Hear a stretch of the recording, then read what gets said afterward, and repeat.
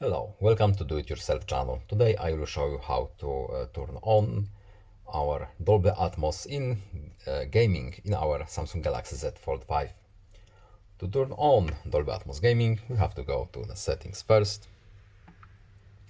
Then we are looking for sounds and vibration options here.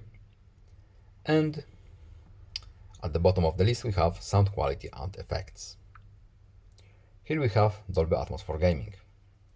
There is a neat little option that we can turn on and the sound in our games will be a bit better.